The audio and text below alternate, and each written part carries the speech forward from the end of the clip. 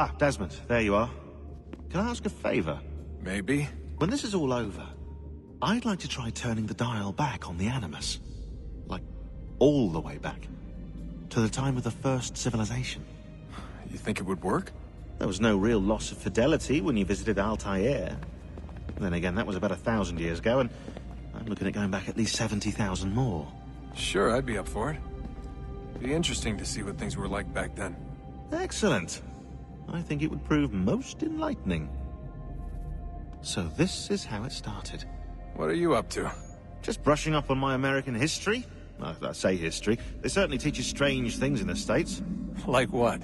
Well, for all the talk of this being a revolutionary war, it was a civil one. Well, not that kind of civil. I mean, there was no America versus Britain. It was Brit on Brit action. And you can clearly see how the whole thing got started. One war gave birth to the other. You mean the 7 Years' War? Exactly. Seems the Crown overspent in its attempt to keep the French out, wound up with a great deal of debt. Believing that the colonists should help to shoulder the burden, new taxes were created. It was a reasonable request, even if Parliament was rather, well, undiplomatic about it. Well, it's not really fair to tax people for a war they didn't want any part of. What? Didn't want any part of? Did you not notice George Washington with Edward Braddock? He was right there in the middle of it.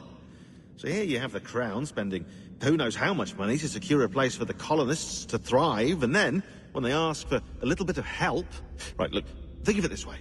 King George and the colonists, they all go out to dinner, right? And when the bill comes, George asks for them to kick in and pay their share. Fair enough. But keep in mind, he's been taking them out to dinner, gratis, for decades now. But the colonists, oh no, they insist they only had a glass of water and a side salad. Never mind the table's full of half-eaten food and empty bottles of wine. Now, when the king points this out, what do the colonists do? Oh, they flip the table over and they storm out of the restaurant. Probably intending to return later and burn it down. You left out the part where the king pointed a gun at the colonists and asked them to cover dinner for everyone in the restaurant. Right, yeah, interesting take. If he pulled out a gun, and I'm not sure he did, it would only have been after the 100th failed attempt at getting them to pay their fair share. But how do you define someone's fair share? Oh, well, with a war, apparently. I wonder how many other places like this exist. There are dozens of them, all over the world. And somehow no one's ever found one before us. I don't think that's true. Oh? When I was at Abstergo, Vidic talked about silencing discoveries made by non-Templars.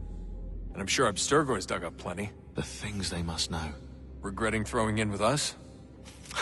No. Just looking forward to when we can finally trounce those bastards so I can dive into their archives. Oh, I think I found a lead on another power source. Later, Desmond. I'm in the middle of something very important right